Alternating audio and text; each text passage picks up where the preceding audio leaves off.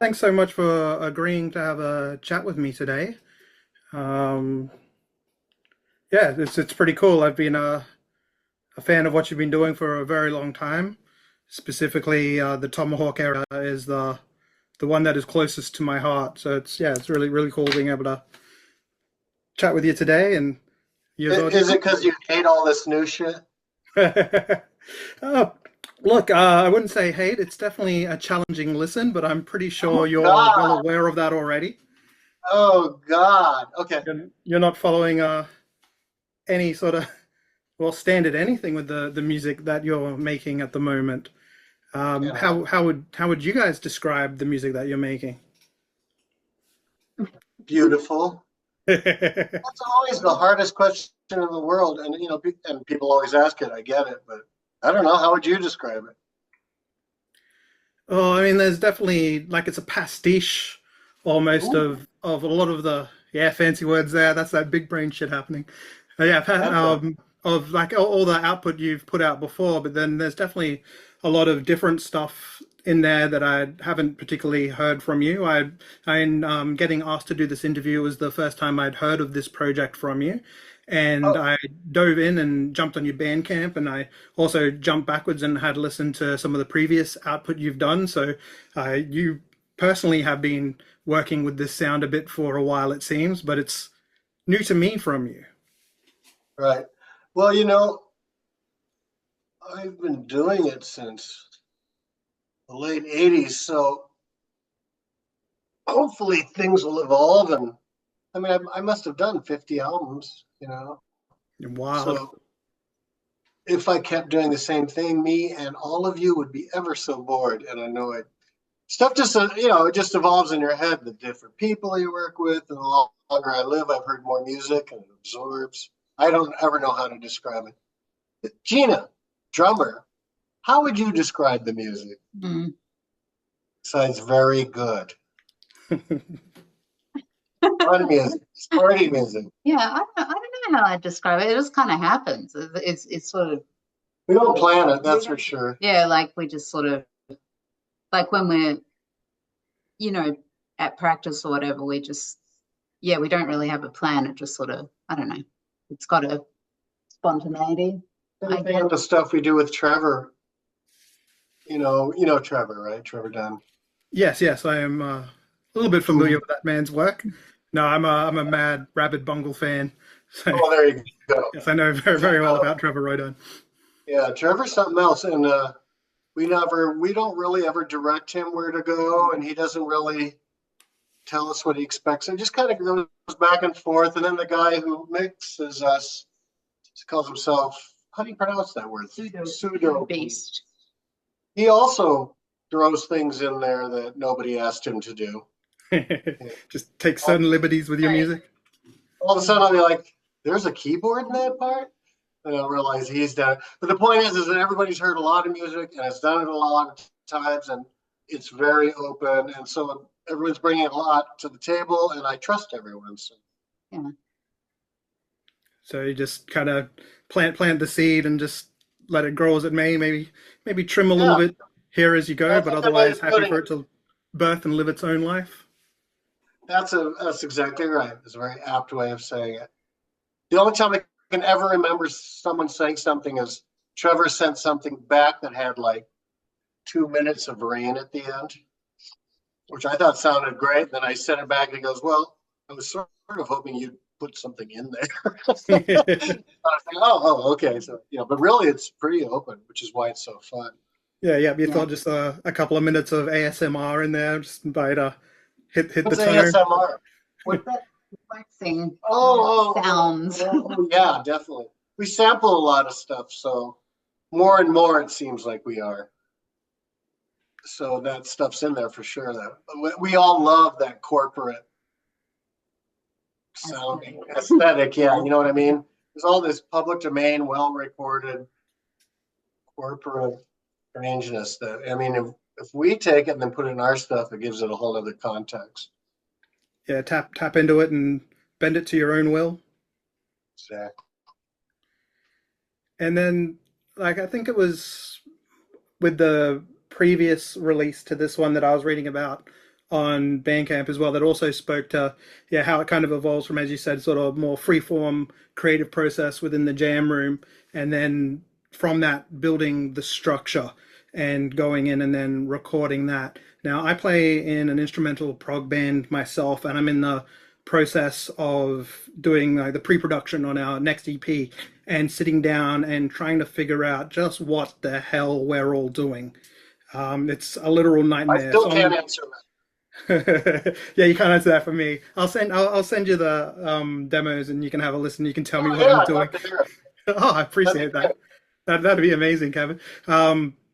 But yeah, so I know for me taking, and like, because you just jam in the room so much, it becomes, just muscle memory. You just pick up your instrument and playing, but then you have to sit back and think about it, constructively, and where the beats actually fall and what time signatures you're doing things in. And it's just wait a minute. Time signatures? Beats? Anyway, as you were. Well, no, that's a very cool thing to bring up from your side is, how do you conceptualize that side of it with the freeform? How do you go about structuring? What are you looking for out of your jams that then you want to take and make into that finished product? Well, this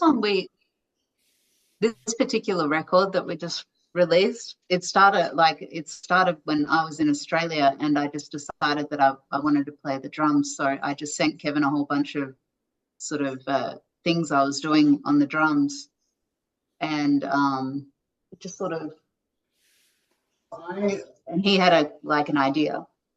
To what you were saying about arranging, it's so different working with a computer than, in the old days in my first band, it was like carving out of stone, to put the songs together. And now with the computer, oh, it's a car. Now with the computer, the arranging is such a different thing. It's so cool. I just love it. I can say, oh, I wonder if this bit happened for just 2 seconds at the end. Whoop, whoop, whoop. Well, that sucks. Put it back. It's great. That's how we do it. Yeah, we do. Yeah, a lot of putting it together and then going and learning it, how we've put it together. Oh, right, to play it live. Yeah. Yeah, that was going to be my next question. Then, when you go to perform live, do you want to pull it back more into that, figure it out as you sort of go, make it more of like a jammy project, or do you want to sort of meticulously, nut out all the changes that you've made, or is it sitting somewhere in between? We've sort of like taken the songs and I don't know, adapted it. Yeah, like you said, in between. Yeah, it's in between. They don't sound exactly like they do on the record. Yeah, and there's again the beauty of that as well, of people that then come to check it out, being able to experience that side of it as well. And it's already music that has a lot of twists and turns and surprises and unexpected moments, but then you expect those moments when you're used to them to then have something else thrown in there and change the direction of it. That's pretty damn cool. Yeah, I think so. As an audience member, I love that. When I go to see a band and to imitate what it is on the recordings would first of all be impossible, and second of all would be absurd to do. It just restructure them, and you have to kind of tighten it to be like, well, you don't totally have to, but it's different for sure. I remember seeing a really old Alice Cooper interview of all people in the highlight of his band, and the interviewer saying something, well, how do you do this live the same way? And he looks surprised. He goes, live isn't the same as the records. Is exactly right. Once you get over that hurdle that you don't have to reproduce the record, everything gets a lot easier and a lot more interesting. Yeah, I always like to sort of think of it, and the painting in the background is a good inspiration for that as well. That it's sort of the difference between fine. Oh, sorry. We're outside. Yeah. Oh, it's a beautiful vista from the window. Yeah. Yeah. Thank you. But yeah, it's the difference between the fine art and the street art. And with the record, you've essentially label constraints perhaps aside. It's got forever to sort of work away and noodle it, whereas the street art happens live in front of everybody, and all of the ugliness comes out and mistakes are on the surface. But you know, you can show people street art and fine art, and some people are going to point to the fine art as being better, and some people are going to point to the street art. People that just enjoy art are probably going to get a kick out of both. Yeah, hopefully.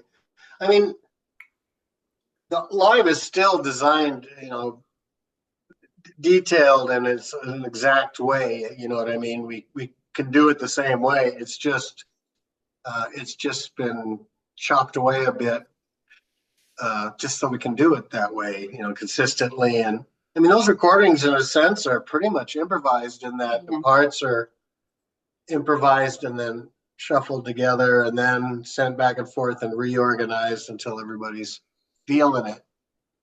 But then for live, yeah, I mean, we organize it in a way that makes sense live. And when it comes to performing live, are you planning on taking this record on the road? We're working on it. So more to come.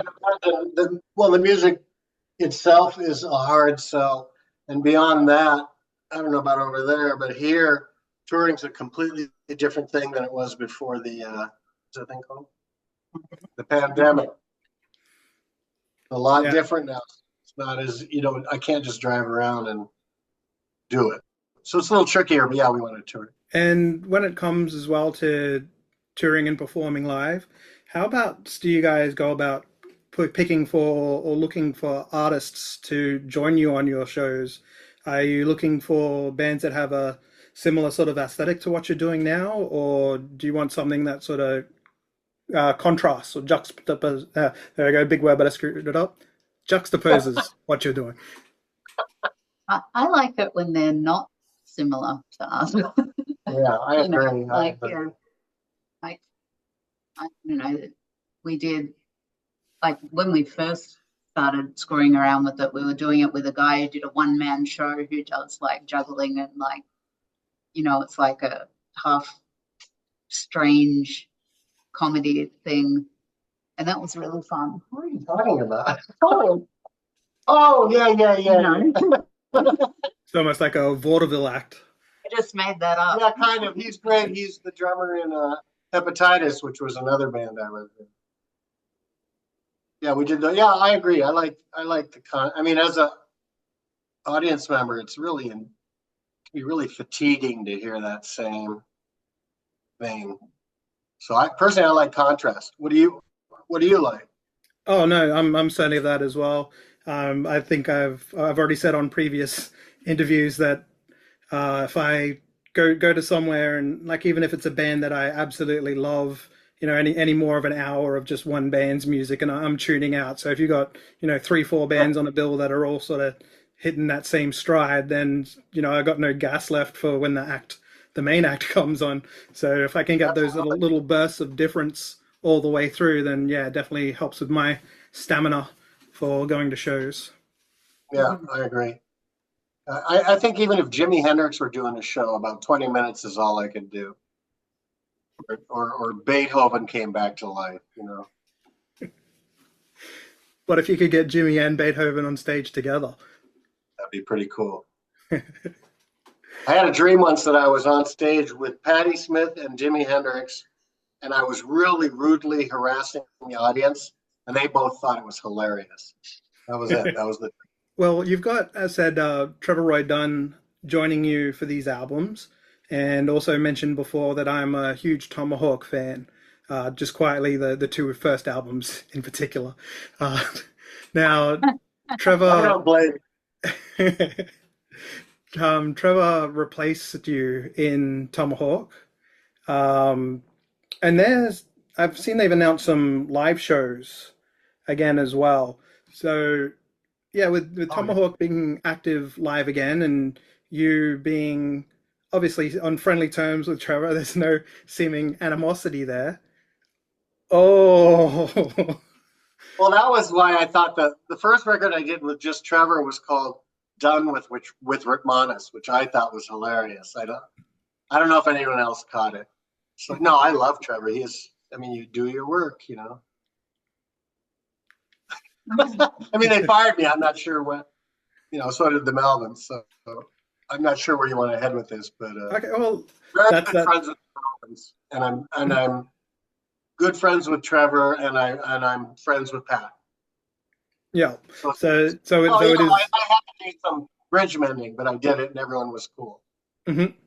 So yeah, well, that's good, and I didn't know any of the story behind you leaving either of those outfits. Does that give you a hint? Yeah, it can cause some troubles. Yeah, I drank my way out of those jobs. You know, it's always a tough subject to talk about, but hopefully you're on the other side of it now. Is Yeah. is Oh, that yeah, something you're yeah. I've happy been to sober for talk, a long time. keeping it together? So Yeah, I've been yeah, sober then for that. a long time. I mean, that's how I'm able to be friends with everyone and to keep. I mean, I wouldn't still be playing music if I was still drinking like that. If I was even still alive, I wouldn't be playing music, you know. So yeah, Mhm. in that way that life works, those occurrences that were no fun for anyone helped me straighten out. And but it cost everyone a lot of uh,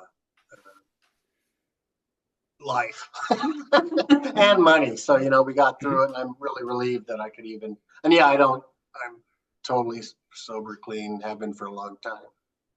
Yeah, So it all worked out the way it needed to. I didn't end up like Cobain. mhm. Yeah.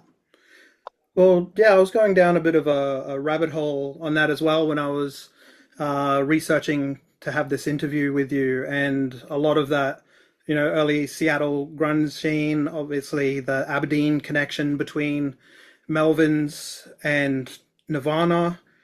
We just had Pearl Jam playing here in Australia as well, so you've also got, the Melvins connections through Pearl Jam. We've got a really seminal Australian punk band that's about to tour as well called the Saints, and Oh, I they've know. got yeah, you know the Saints, yeah, Oh, yeah. yeah, and they've got Mudhoney's vocalist performing with them for these shows as Oh, well. really, Mark Arm? Yeah, yeah, I know Mark. yeah. I thought there's a chance you might do, but it's just that whole sort of scene and culture and just how much was spawned out of it, and it's not until you start reading into it that you also kind of realize how sort of incestuous that whole scene was as well. People know each other, if you're all doing the same work. Yeah, I mean, I had this band, The Cows, that was around that same time, and we did some touring with the Melvins way back, in the '90s, I guess. So we got along just fine, we were kind of troublemakers of the two parts of the country, and yeah, I mean, I didn't really know those other bands. Buzz did. I'm trying to think. Cows did a show with Nirvana. They actually opened. It was so early in the game, but I didn't really know. Oh, actually, I got to know Novoselic later because of the Melvins. But Cows were not really attached to all that. We were a little bit outside of that circle. We were a little bit too oily for that crowd. Yeah, definitely had a lot more of a sort of a noise rock element going for it, and I guess a lot of that sort of feeds into the music that you're making again now. But yeah, I mean, I don't see how it couldn't. You know what I mean? Trademark. Well, you swim in a bucket of slime long enough, even if you get out, there's going to be some stuck to you. That's that cow slime, hey? Yeah, there's something going on. And a lot nicer than I was back then. You think that's funny? Is. Is that a no comment situation or? That was nicer. Well, I didn't know you back then, but I can imagine. Yeah, you get the idea. I remember the first time I went, because I used to go to the corner record store all the time, and I was in the Cows. We'd been around for a while. I remember going to the store and seeing the first Nirvana single, which I hadn't heard anything about. It was their first single. I just remember, all I thought was, what a shitty name for a band. But, that was a band called The Cows, so what do I know? Anyway. And we were all really surprised at how big they got. They were like from the same layer that we were all from. Mhm. And those guys came to Cows shows. I know there was no bad feelings or anything like that. It was just totally different places in the musical space. And we kind of knew Courtney a little bit because she lived in Minneapolis before she went out there. She was heavily despised well before she got hooked up with COVID. So don't worry. Yeah, a bit of a trademark of her own going on in that sense. I mean, it was a long time ago, so maybe she's wonderful, but she was horrible then. Well, I guess you can attest for yourself that people change. So yeah, can't write Less them off. horrible. I'm less horrible. Maybe she is too. Who knows? Yeah, that's it. Maybe you might have to get her on the next Lord and Lady Kevin jam. We don't talk much, she and I. Well, back on sort of the Nirvana thing that you mentioned before as well, I believe they were over here in Australia when Nevermind was first breaking over in the States. And it's pretty legendary concert that they played at the Horden Pavilion because they were over here on a support slot, I think, with the Violent Femmes. And they were booked as the opening act, but then Nevermind and Teen Spirit came out and went absolutely ballistic. And so the Horden Pavilion show fully booked out. And the Violent Femmes thought they were onto a really, really good thing. But then a bunch of raving Nirvana fans showed up, destroyed the venue for their set, and then the majority of them left or got booted out before the Violent Femmes even took the stage. That sounds like a great show, to be honest. Yeah, it's one of those, if you had a time machine and could go back to any show, that could be one of the ones to go to. You weren't there. You were 5 years old or something. I would have been in my teens. I Why probably didn't you could have. go? Pardon? Why didn't you go? Oh, I lived on the other end of the country. I grew up in Cairns, which is up in the far north, and the Horden Pavilion's in Sydney, which is, 3/4 of the way south. Landmass, maybe a little bit more. Gina's from Perth. Hey, nice. I haven't made it to Western Australia or Northern Territory, but I am keen to go to both those states/territories. Finish up my geography of Australia. Yeah. How's the Perth, Western Australian music scene for you? Were you very active in there? No, I actually only started playing music. I played music when I was a teenager, and then I didn't for a really long time, and I only just started again when Kevin and I started this in 2020. So no, I'm a visual artist, so I was doing a lot of painting and stuff when I was in Perth. But the music scene over there was a little. It's an incredibly small and isolated city, but there was like a little underground kind of scene that was pretty good. The Victims. Have you ever heard of the Victims?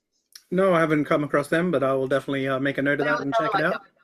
A punk band, but they were from, I don't know, more like the 80s, I think, that were really great. They were from Perth, and yeah. So it's a fun place. Yeah, I've played with a few bands from Perth, and they're always knockout acts. So there's got to be something going on, something about having the sun set over the ocean or something. Yeah, where I'm used to having it rise. Yeah, it's really nice there. Mm-hmm. Well, guys, it's been absolutely awesome talking today. I've just got a notification popping up that we're running out of time. A meandering conversation, but a really fun and unexpected one, which I guess also ties in very nicely with the music that you've created. Do you want to do one last? Yeah, I'm all about trying to find those segues. Do you want to do one last sort of plug, if you will, about the album, what it's called, when people are going to be able to get their hands on it?